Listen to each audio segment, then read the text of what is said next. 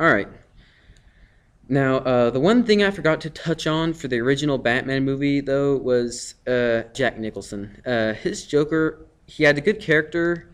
He was okay with the Joker, but I think Jack Nicholson was just a little bit too old. I mean, he was probably what in his 60s or something. I don't know, but he was just too friggin' old. He would have played a better Joker if he was 10 to 20 years younger. That would have worked out. But or maybe that guy in the flashback who played young Jack Napier. Yeah, that guy. He could have played a good Joker. I think they should have picked him or somebody younger, somebody skinnier. But that's just a minor complaint. Back to where I was. I just finished with Batman Forever. So now I'm going to move on to Batman and Robin. Hooey. Okay, I've not seen this movie. I've never seen this movie, actually, ever.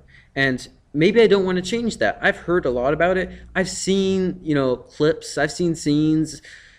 I know all there is to know about it, I guess. And I don't need to see it. And since I haven't seen it, I don't have much to say about it, but it's pretty shitty, I'm sure. Okay, I mean, what were they thinking? Mr. Freeze, played by Arnold Schwarzenegger. I mean, what the hell were they? Oh, come on. And Bane, and I heard Bane played a small part in Batman and Robin, and too small.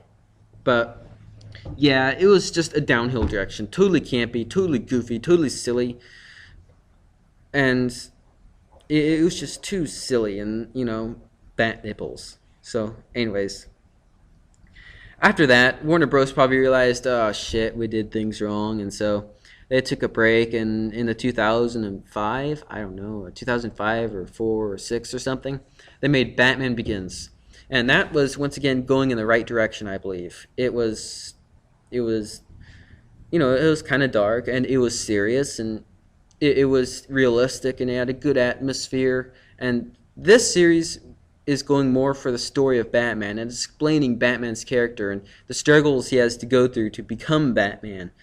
And I like how they introduced not so common characters like Ra's al Ghul and the Scarecrow, who were not done in earlier movies. So I like that part. And what I did not like about the Scarecrow, however, was that all he wore was a mask and then a business suit. I mean, he could have at least gotten some sort of costume or something. But, oh well. Ra's al Ghul, however, why was Ra's al Ghul played by this guy? I'm sorry, I don't know the names of actors very well. I only know faces. But, this guy. I think Ra's al Ghul should have stayed to be that Asian guy.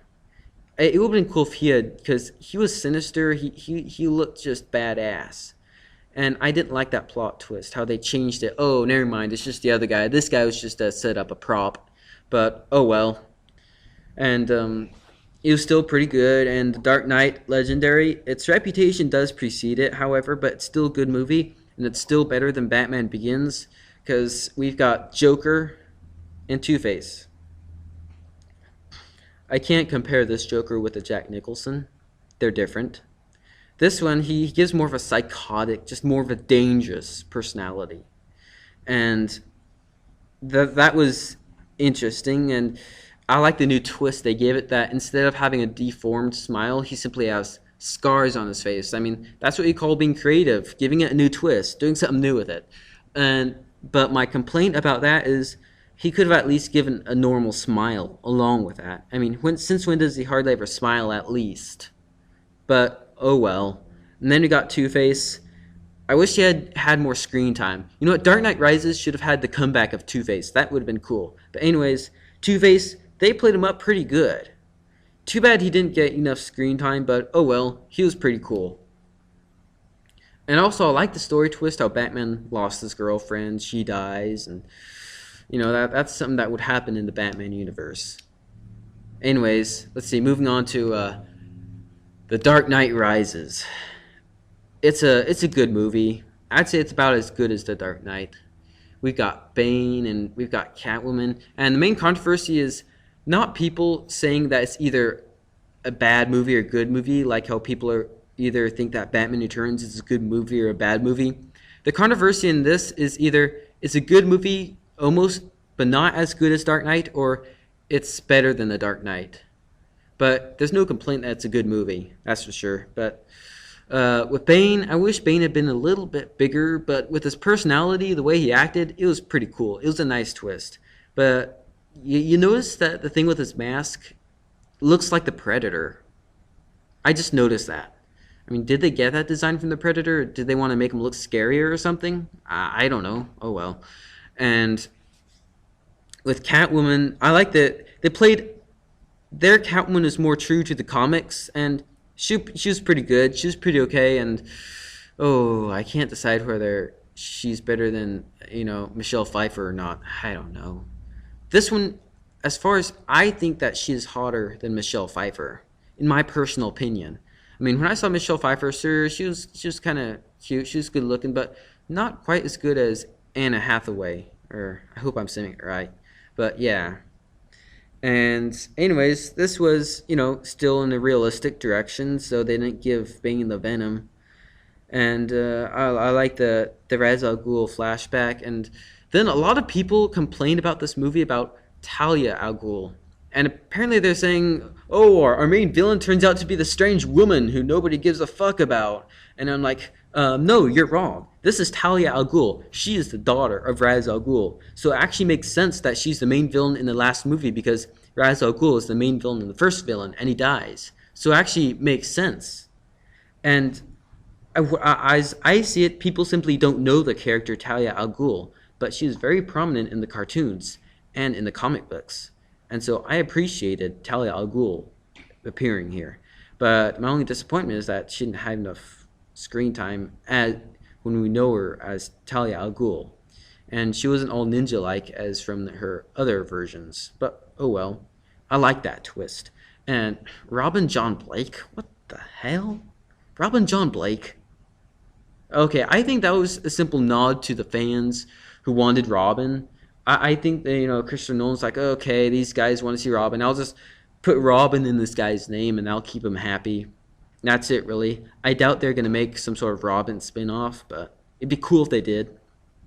So now DC or Warner Bros., that they want to make a reboot. I mean, come on. Last movie was made here in 2012, and they want to make a reboot. I'm estimating probably 2015, okay? So 12, 13, 14, 15. That's only 4 years. That's even earlier than the Spider-Man reboot, man. And the Spider-Man reboot was early too, because that was 5 years. Even that is pretty early to make a reboot, but we're going to reboot it. So far, they've had 2 versions of the Batman movies. Well, okay, I'd say 3 versions, since the Joel Schumacher version is a little bit different from Tim Burton's. Because Joel Schumacher's movies are, even though they're supposed to be in the same timeline and universe, I do consider them different since they're in a different way and they change it. They change a lot of things, so I consider it different. But oh well. 2, we've got 1 reboot already, but 3 versions. That's how I see it. And now we're going to make, a second reboot. Come on. I think they should let it age a little bit. That's what they should do. You just got to let it be, do something else. Do Nightwing. Do Green Lantern again. Reboot Green Lantern. I mean, the Green Lantern movie failed pretty bad, so go ahead and make a reboot of that. I'm sure it'll work out, Do something. Wonder Woman. Do Wonder Woman. I'd watch it, Do something. Or maybe if you're planning a Robin spinoff, that would be great. Just don't stop redoing Batman over and over and over and over. I wish they would do something simply new, Anyways, and as for the music, the cool thing is that the music from every single Batman movie is pretty cool.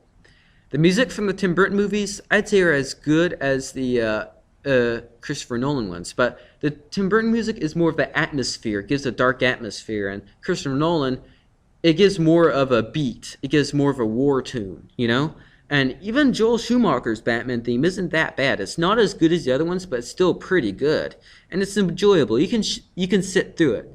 The Joel Schumacher's Batman theme is better than the movies. All right, yeah. So definitely.